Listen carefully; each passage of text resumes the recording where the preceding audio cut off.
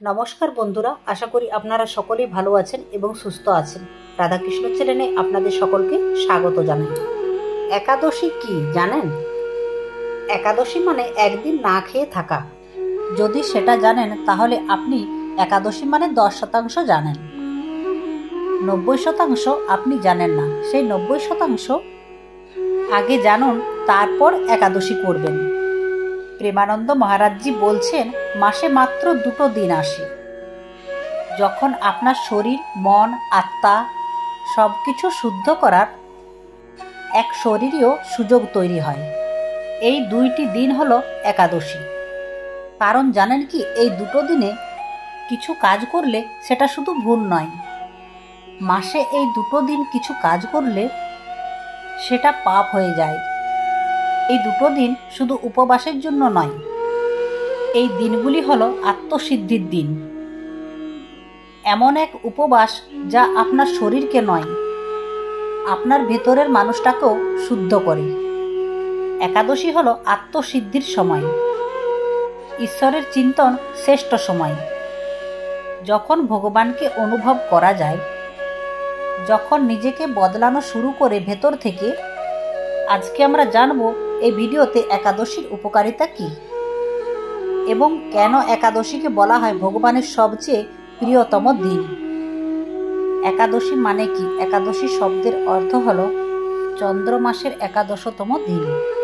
হিন্দু পঞ্জিকা অনুযায়ী প্রতি চন্দ্র মাসে 2টি পক্ষ হয়। শুক্লপক্ষ হয় যখন চাঁদ বাড়ে এবং কৃষ্ণপক্ষ যখন চাঁদ কমে। এই 2 পক্ষতেই একাদশী আসে। একটি বলা হয় শুক্লপক্ষের একাদশী, একটি বলা হয় কৃষ্ণপক্ষের একাদশী। প্রতি হিন্দু মাসে 2 বার একাদশী আমাদের পালন করা হয়। প্রতিটি একাদশীর আলাদা করে নাম এবং মাহাত্ম্য থাকে, যেমন পাপমোচন একাদশী, শয়ন একাদশী এবং আরও অনেক একাদশী।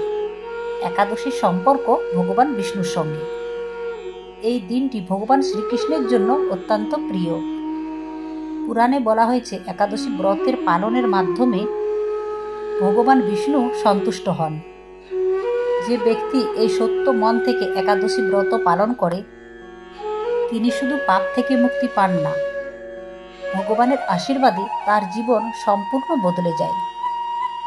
শাস্ত্রে উল্লেখ আছে, এমন একাদশী পালন করলে সে 1000 যজ্ঞের ফল লাভ করেন। এটি শুধু একটি উপবাসের দিন নয়, এটি একটি আত্মা পরিশোধন করার দিন।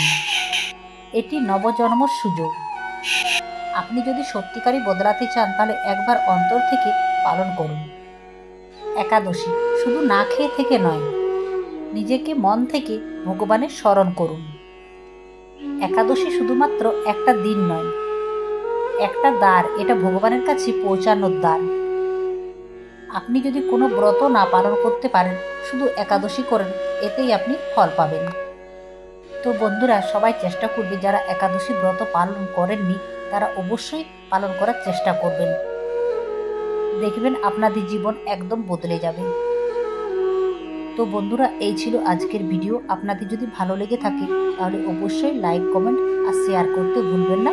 আর যারা আমার চ্যানেলে নতুন হচ্ছেন তারা চ্যানেলটিকে অবশ্যই সাবস্ক্রাইব করবেন। জয় শ্রীকৃষ্ণ। রাধে রাধে।